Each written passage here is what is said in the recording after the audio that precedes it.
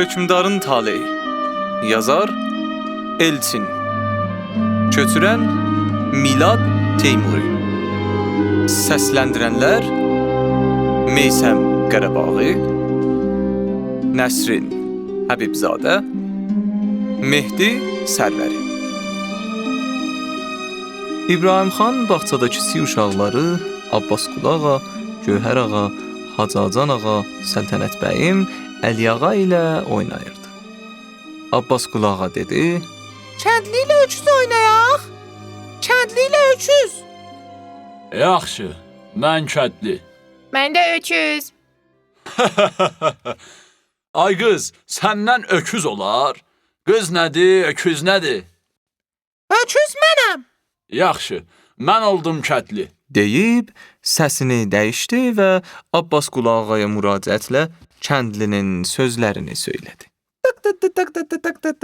Sarı öküz səndən budur diləyim. Sarı öküz səndən budur diləyim. Bir günlüyü tamam gərək əkəsən. İstəmirəm axşama dək çəkəsən. İstəmirəm axşama dək çəkəsən. El töhmətin üstümüzə tökəsən. Abbas Qulağa baş barmaqlarını buynuz kimi gicgahından qaldıraraq səsini dəyişib öküzün sözlərini söylədi.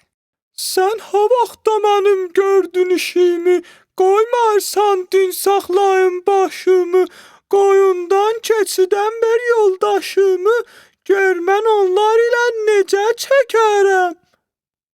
Uşaqlar da haray həşirlə oyunu qızışdırırdı.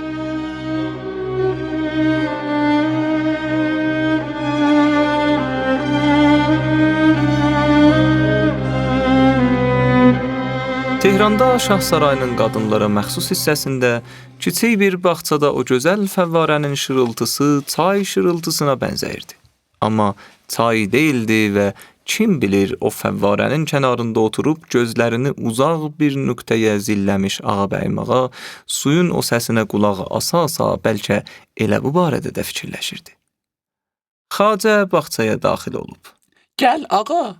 Əbülfət ağa Xacənin ardınca bağçaya girdi. Məni nə münasibətilə çağırmısan ağa bəkim? Xacə su səpəni əlinə alıb, bağçadakı gülləri sulamaq istədi.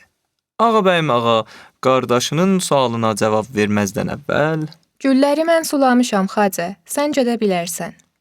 Xacə tərəddüd etdi. Şahbanu. Ağabəyim ağa səsini bir az da ucaldıb təkrar etdi. Sən gedə bilərsən. Xacənin uzaq Qarabağdan gəlmiş bu bacı ilə qardaşı bağçada tək qoymaqdan başqa çarəsi qalmadı. Yalnız Xacə bağçadan çıxdıqdan sonra Ağabəyim ağa soruşdu. Deyirlər Qarabağa gedirsən. Hə, onsuz da gəlib səninlə xudafizləşəcəkdim. Elə bil gözlərini məndən gizlətmək istəyirsən. Niyə? Səbəbini sən bilməlisən. Mənim ürəyim tərtəmizdir ağa bəkim. Bəs deyirlər Qarabağa 500 seçmə atlı ilə gedirsən. Bəli, şahımız ilə məsləhətləşdik və belə qərara gəldik. Ağabəyim ağa qardaşının sözünü təkrar etdi. Şahımızla, deməli xan atamızın üstünə qoşun çəkirsən? Xeyr, mən xan atamızın üstünə qoşun çəkmirəm. Mən istəmirəm ki, özünü də bütün Qarabağı da məhv etsin. Xan atamız kafirlərlə danışıqlara başlayıb. İran kimi bir müsəlman dövlətinə arxa çevirib, dinsiz kafirlərlə bir olmaq istəyir. Belə müsəlmanlıq olmaz. İslam ümməti belə bir iş tutmamalıdır. Allah bunu bizə bağışlamaz və bütün millətimizi zəlil eyləyər. Sən millətin dərdini çəkirsən? Bəs mən millətin dərdini çəkməsəm, kim çəkməlidir? Gördün, Allah Cavad xana necə cəza verdi? Öz müsəlman qardaşları ilə Qızılbaş ordusuyla birləşib kafirləri torpağımızdan qovmaq əvəzinə bu boyda Fəthəli şahımıza arxa çevirib tək başına kafirlərlə vuruşdu. Axırı da o cürə pis qurtardı. Saday bəy də o cür. Əbülfət ağa bir an sustu. Sonra davam etdi. Xan atamız Cavad xandan da o tərəfə gedir. Kafirlə danışığa başlayır. Bu şeytan tilismidir. Mən bu tilismi qırmağa gedirəm. Ağabəyim ağa dodaqları əsə-əsə. Əbülfət, Sən millətin dərdini çəkirsən, yoxsa Qarabağ taxtının dərdini? Get, mən heç kimi görmək istəmirəm. Və Ağabəyim ağa ürəyinin dərinindən axıb gələn bir hönkürtü ilə ağladı.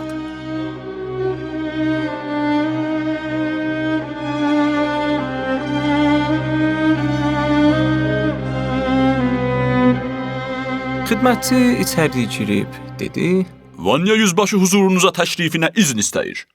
Mütəkkəyə söykənərək döşəkçənin üstündə yampörtü oturub kağızlara baxan İbrahim xan dikəlib, Gəlsin. Vanya yüzbaşı içəri girən kimi yenə ağır vücuduna yaraşmayan bir cəldiliklə irəli yeriyib İbrahim xanın əlindən öpdü. Amma bu dəfə xan ona oturmaq təklif etmədi. Nə var? Vanya yüzbaşı, nə xəbərlə gəlmisən? Nə xəbər yoxdur ki, xan. Dünya qaynar qazandı, içindəki də pıqqa-pıqqa qaynayır. Allah sizin canınızı sağ eləsin, bizə göstərdiyiniz iltifat. Mətləbə keç yüzbaşı, mənim vaxtım yoxdur. Vaxt neyləsin? Bu vurha-vura vaxt tab gətirər. O, sizsiniz ki, Əla Həzrət, bu qədər işin öhdəsində. Dedim mətləbə keç kişi, vaxtımı alma. Fətəli Şahın 50 minlik qoşunu gəlib, Naxçıvan və İrvan xanlıqlarının lap sərhəddinə dirənib. Bunu bilirsiniz. Deyirlər, bugün sabah sərhəddi keçəcək. Sonra? Özə haqqı sonrasını deməyə cəsarətim çatmır. İbrahim xan yenə nəsə bəd bir xəbər hiss edib ayağa qalxdı və hirslə Mütriblik etmə kişi, səndən nə vaxt cəsarət olub ki, indi də çatışmasın. De görüm, nə xəbərdir? Oğlunuz Əbülfət ağanın başçılığı ilə şahın 500 seçmə atlısı Qarabağa gəlməyə hazırlıq görür. Nə? Nə dedin? İbrahim xan özündən çıxıb Vanya yüzbaşının yaxasından yapışdı. Sən hardan bilirsən bunu? Əla Həzrət, indiyədək olub ki, mənim gətirdiyim xəbərlərdən yalan çıxsın. İbrahim xan əlini yüzbaşının yaxasından çəkdi. Xan sağ olsun, Əbülfət ağa qoşunla Qarabulağı keçib, Doğ kəndinə üz tutacaq. Əgər bu söhbət olubsa, Tehran sarayının bağlı qapılarının arxasında olub. Bunu sən hardan öyrənmisən? Saraylarda da divarın qulağı olar. Yaxşı, gedə bilərsən. Vanya yüzbaşı yerindən tərpənmədi. İbrahim xan tərs-tərs yüzbaşıya baxıb, Nədir, yenə bayquş xəbər var? Mənə tapşırığınız var idi, xan. İbrahim xanın elə bil fikri özündə deyildi. Nə tapşırığı? Axund Mir Möhsin ağa barədə. Nə oldu? Oturub durub Əbülfət ağanı tərifləyir. İbrahim xan bu dəfə tamam özündən çıxdı və bağıra-bağıra Vanya yüzbaşını yaxasından yapışıb qapıya tərəf itələdi.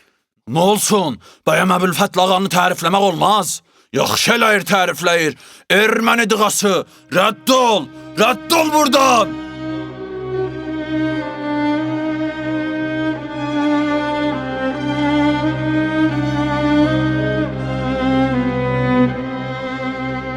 Mayor Lisanevit, daha iki Rus zabiti və onları müşayiət edən yerli bəy atların belində Xan kəndindən Şuşaya doğru qalxırdı. Yaşıl bir yamacdan keçəndə Mayor Lisanevit görünür daha özünü saxlaya bilmədi. Atı alt tərəfi sıldırım qayalıq olan yamacın lap kənarına sürdü və orada sinə dolusu bir nəfəs alıb ətrafa baxdı. Bütün ətraf Şuşa dağları idi. Sonra mayor boylanıb aşağıdakı dərin uçurumlu yarğana baxdı və yenə sinə dolusu nəfəs aldı. Qafqazda şeytani bir gözəllik var. Bunu sözlə ifadə etmək mümkün deyil. Bunu Rus şairləri yazacaqlar. Rus zabitlərindən biri arxadan qışqırdı. Ehtiyatlı olun Cenab-ı Mayor. Uçuruma düşebilirsiniz. Uçurumdan korkan adamın Kafkaz'da ne işi var? Dedi və elə o uçurumun başındaca atını şahə qaldırdı. Sonra sürətlə geriyə çapıb Şuşaya qalxan yola çıxdı və eləcə çapa-çapa da yuxuş yuxarı getdi.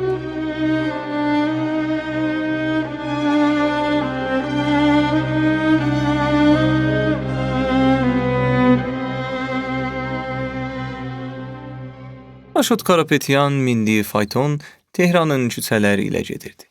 Fayton böyük bir binanın darvazası ağzında dayandı.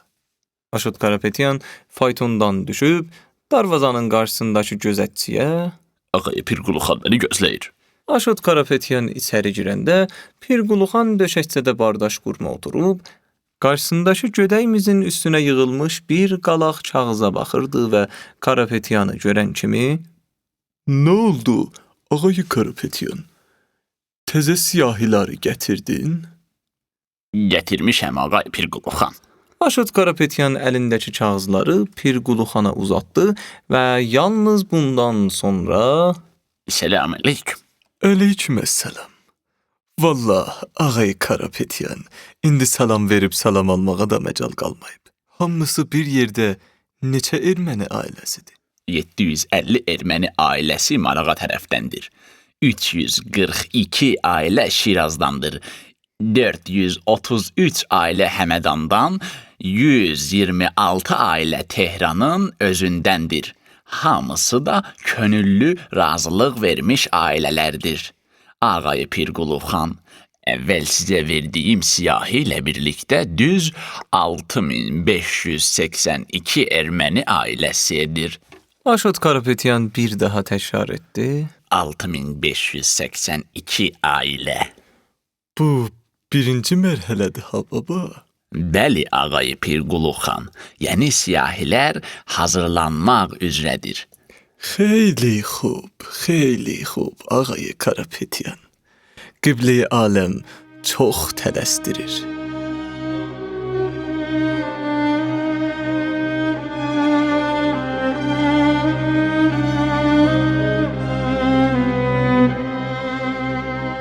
Axund Mir Möhsün ağa içəri daxil olanda İbrahim xan pəncərənin qarşısında dayanmışdı. İbrahim xan ona sarı çönmədən Axund, mən təfərrüatına varmıram. Amma bu gündən sənin ayağın mənim sarayıma dəyməyəcək. Sən Şuşaya da gəlməyəcəksən. Sən arana düşəcəksən. Bundan sonra Qarabulağın Saracıq obasında yaşayacaqsan. Sən o obadan bir addım da kənara ayaq atmayacaqsan. xan gözlərini pəncərədən ayırıb sərt hərəkətlə başını çevirdi və Axund Mir Möhsün ağaya baxdı. Get və Allahına şükr et ki, sənin başın Malla Pənahın başı kimi bədənindən üzülmür. Mən bu barədə artıq danışmaq istəmirəm. Get və ibadət et. Bəlkə günahlarını yuya biləsən. Mən onsuz da hər gün ibadətlə məşğulam. Hər bir insanın günahı var. Göndərdiyin sürgündə də inşallah ibadətlə məşğul olacağam. Ancaq... Nə ancaq? deyə onun sözünü kəsdi. Ancaq siz kimlə qalacaqsınız, Əla Həzrət? Dedi və o otaqdan çıxdı.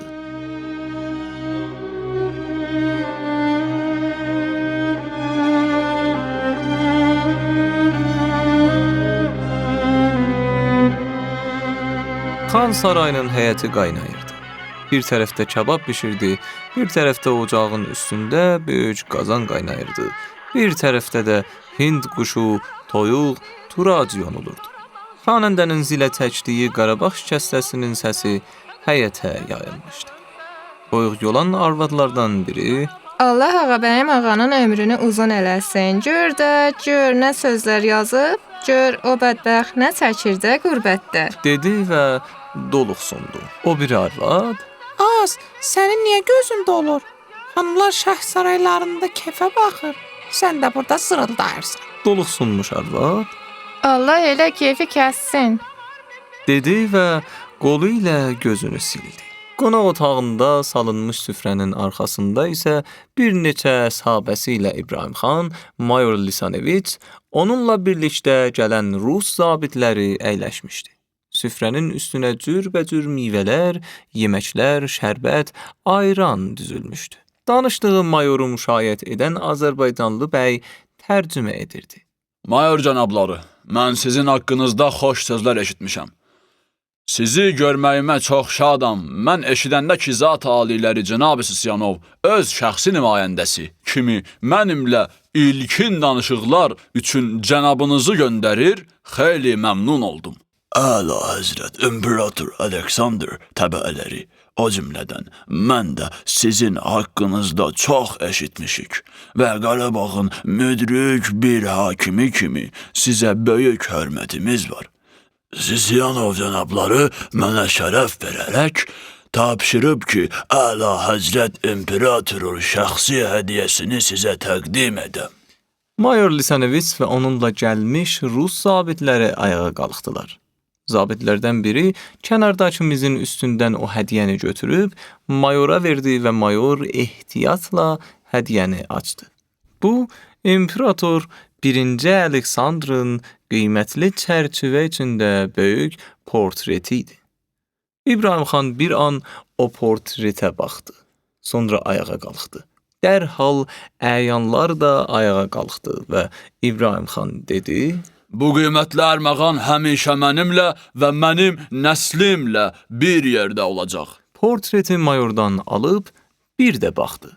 Sonra yanında dayanmış əyana verdi. Əyan portreti aparıb divar dibindəki yorğan döşək dolabının üstündə dikəltdi və o an elə bil 1-ci Aleksandr Şuşada Qarabağ xanının sarayındakı bu məclisi cismən diqqətlə izləyirdi. Xidmətçilər qonaq otağına girib çıxırdı. Təzə-təzə yeməklər gətirirdilər, boşalmış qabları aparırdılar və məclis əhli yeyə-yeyə söhbət edirdi. Hörmətli xan, mən əminəm ki, sizinlə danışıqlarımızın axırı müsbət qutaracaq. Ancaq bundan asılı olmayaraq, xahiş edirəm ki, bir cəhət həmişə sizin xatirinizdə olsun. Harda olmağımdan asılı olmayaraq, mənim simamda sizin həqiqi dostunuz var. Bu sözləri sizə mən deyirəm, Rus zabiti Lisaneviç. İbrahim xan həqiqətən məmnun idi. Bu sözlər mənim üçün çox qiymətlidir. Cənab mayor, çox sağ olun. Mənim missiyamın məqsədi sizə məlumdur, xan həzrətləri. Söhbət Qarabağ xanlığının Böyük Rusiya imperiyasının təbəəliyinə keçməyindən gedir. Bu məsələ də sizin mütərəqqi mövqeyiniz şəxsən Əla Həzrət İmperatorun özünə də məlumdur. Zat aliləri Cənab-ı Sisyanov bu barədə Əla Həzrət İmperatora ətraflı məlumat vermişdir. Mən Rusiya ilə dostluq etmək və həmişə ona sadıq qalmaq vədini vermişəm. Cənab-ı mayor, biz vədinə xəlaf çıxan adamlar deyilik. Biz bunu bilirik, xan həzrətləri. Böyük Rusiya imperiyasının sizə bəslədiyi hörməti siz özünüz də, sizin gələcək nəsilləriniz də əyani şəkildə görəcəksiniz. Siz dostsunuz, ancaq elə bil nəsə deməyə çətinlik çəkirsiniz. Fətəli xan sizin oğlunuz Əbülfəth ağanı 500 atlı ilə Qarabağa göndərib. Bilirəm, mən bu məsələ ilə məşğulam. Mən onun atasıyam, o mənim atam deyil. Mənim dediyim olmalıdır, onun dediyi yox. Əlbəttə, belə olmalıdır. Görünür, Əbülfəth ağa bizi bəhanə edib Qarabağın xanlıq taxtına çıxmaq istəyir. Mən bu məsələ ilə məşğulam, cənab mayor. Lazım olsa, özüm onun qarşısına çıxacağam. Mən yalnız onu deyə bilirəm ki, hörmətli cənab xan, Rusiya heç zaman sizi darda qoymayacaq. Sizə xiyanət etməyəcək. Siz və sizin gələcək nəsliniz Rusiyaya təbəəliyində əbədi olaraq Qarabağ xanlığına rəhbərlik edəcəksiniz. Sizin heç bir hakim hüququnuz məhdudlaşmayacaq. Nə qədər Rusiya olacaq, o qədər də Qarabağ xanlığı olacaq. Nə qədər Qarabağ olacaq, o qədər də İbrahim xan və onun nəsli Qarabağda xanlıq edəcək. İbrahim xan gülümsəyərək barmağı ilə göyü göstərdi. Ancaq hər şey bizdən asılı deyil, cənab-ı mayor. Allah da var. Biz Allaha kömək etməliyik. İbrahim xan diqqətlə mayor Lisaneviçin gözlərinin içinə baxdı. Biz Allaha kömək etməliyik. Əlbəttə, biz bütün yaxşı işlərdə Allaha kömək etməliyik. İbrahim xan bir neçə an susdu. Sonra dedi: Mən dünya görmüşəm, cənab-ı mayor. Sizin gözlərinizdən görürəm ki, həqiqətən ali cənab və xeyirxah adamsınız. Təşəkkür edirəm, xan həzrətləri. Siz bunu birgə fəaliyyətimizdə də görəcəksiniz.